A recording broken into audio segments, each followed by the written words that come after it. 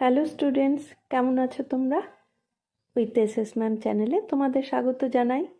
পশ্চিমবঙ্গ প্রাথমিক শিক্ষা পর্ষদ দ্বারা অনুমোদিত ক্লাস 5-এর বাংলা পাঠ্য বই হলো পাতাবাহার।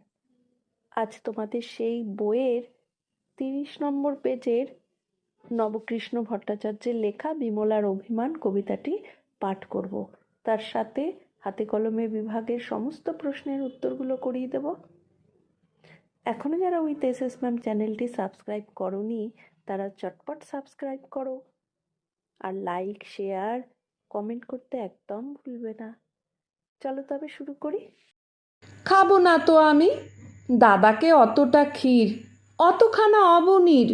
আমার বেলায় বুঝি ক্ষীর মাত্র নামি। খাবো না তো আমি। ফুল আনিবার বেলা যা বিমলা যা, পূজা করি দাও এনে সোনামণি মা। কাঁদিলে দুরন্ত খোকা রাখা তারে ভার, তার বেলা ও বিমলা নে মা একবার। ছাগলেতে নোটে গাছ খেলে যে মুড়িয়ে, যা মা একবার গিয়ে দে তো মা তাড়িয়ে। দাদা বসিয়াছে খেতে দাও তো মা নুন, পানটা যে বড় ঝাল দে মা এনে চুন। যার যত ফরমাস সব তুমি করো, তাতে তুমি বিমলাটি বাঁচো আর মরো। খাবারটি আসে যেই আর তারে মনে নেই, তার বেলা রাধু মাধু রামি বামি শ্যামি। খাবো না তো আমি। দাদা বড় বেশি বেশি খাবে দাদা তাই, অবু বেশি খাবে আহা সেটি ছোট ভাই। দুধারে সোনার চূড়ো মাঝেতে ছাইয়ের নুরো, তাই বুঝি বিমলার কমে গেছে দামি। খাবো না তো আমি।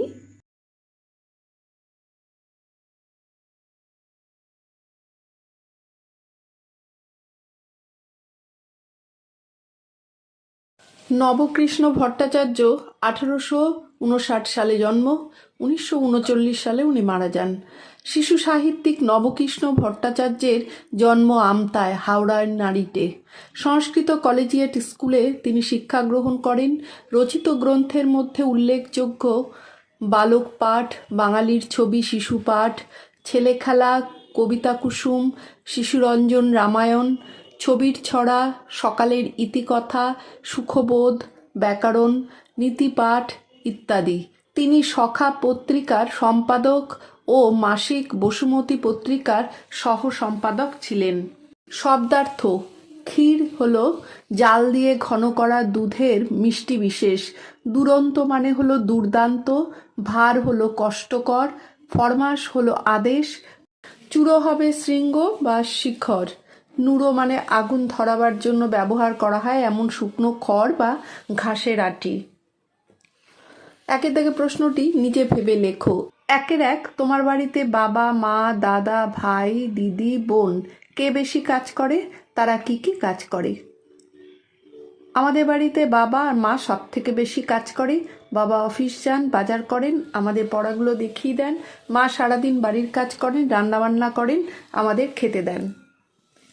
2 বাড়িতে ছেলেদের তুলনায় মেয়েদের অনেক বেশি পরিশ্রম করতে হয়। এ বিষয়ে তোমার কি মনে হয় তা লেখো। বাড়িতে ছেলেদের তুলনায় মেয়েদের সাধারণত বেশি কাজ করতে হয়। তারা বাড়ির সব ধরনের কাজ করে, যদিও ওর ব্যতিক্রমও আছে। 3 ছেলে এবং মেয়ের মধ্যে তফাৎ করা উচিত নয়, এই নিয়ে যুক্তি দিয়ে 5টি বাক্য লেখো। উত্তর লিখবে ছেলে ও মেয়ের মধ্যে কোনো তফাৎ করা উচিত নয়। ক হলো পড়াশোনাতে উভয়ই সমান।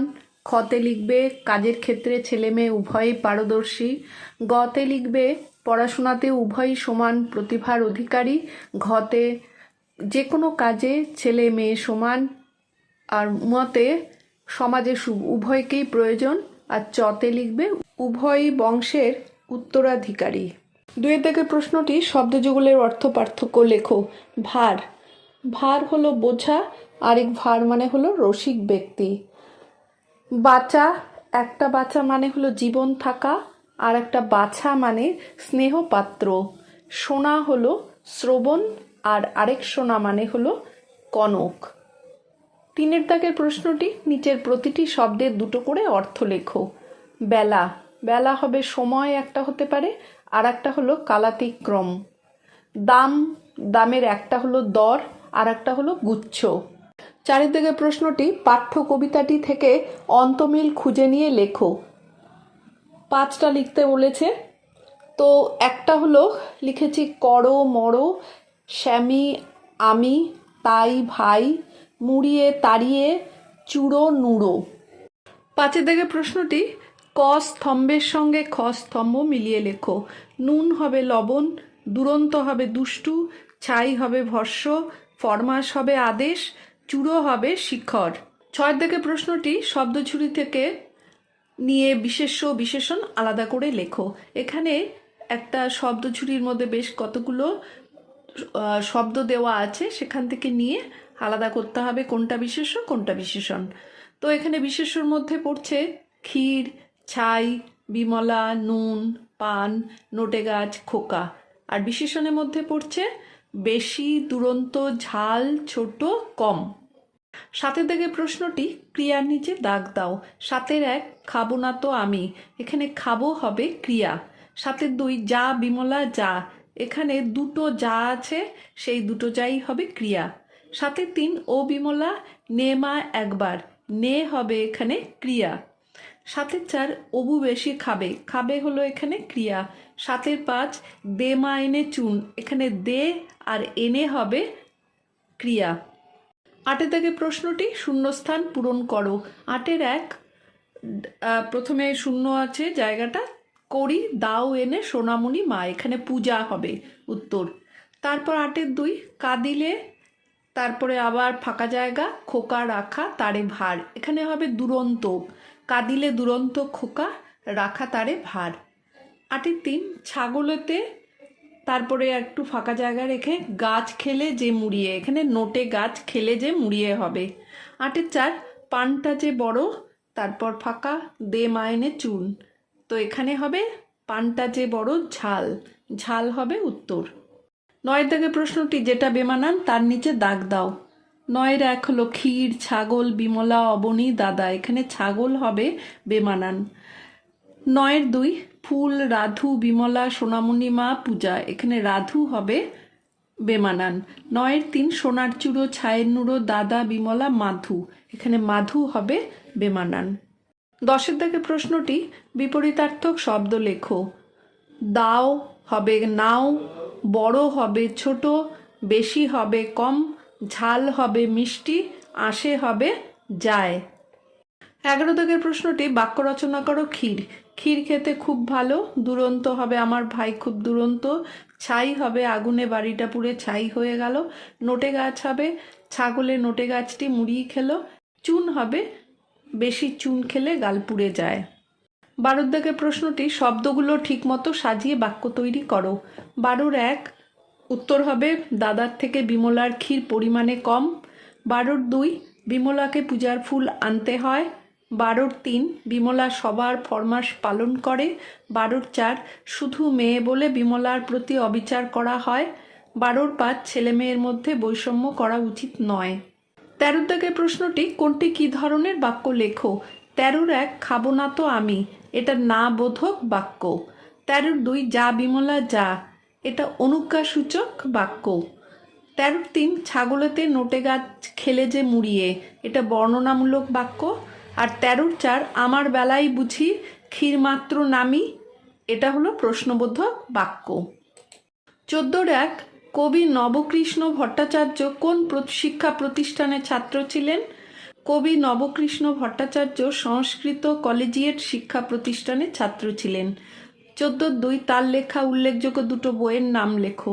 তার লেখা উল্লেখযোগ্য দুটো বই হলো কবিতা কুসুম ও ছবির ছড়া। 14-3 তিনি কোন কোন পত্র পত্রিকার সম্পাদনার কাজে যুক্ত ছিলেন। উত্তরে লিখবে তিনি সখা পত্রিকার সম্পাদক ও মাসিক বসুমতী পত্রিকার সহ সম্পাদক ছিলেন।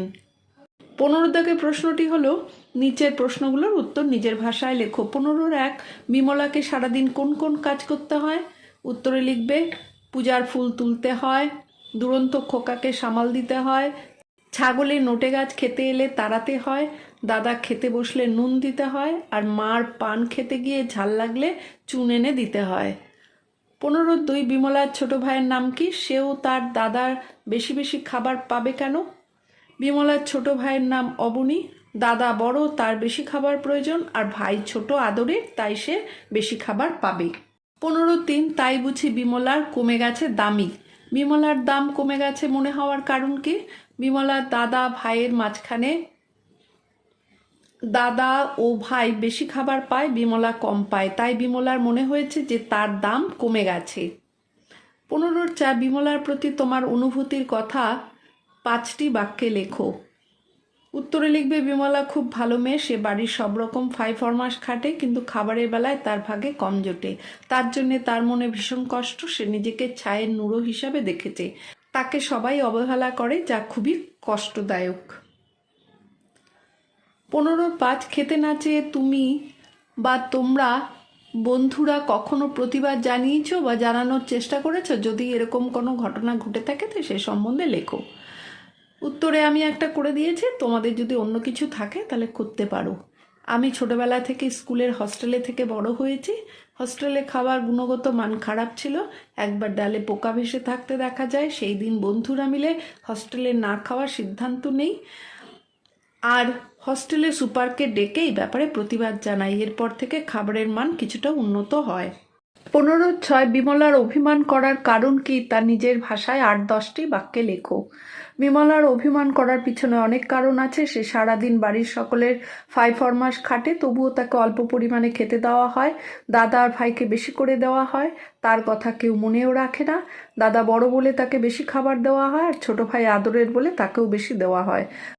বিমলার তাই মনে হয়েছে যে দাদা আর ভাই দুদিকে সোনার চিড়ো, আর মাঝখানে নিজে ছায়ের নুড়ো।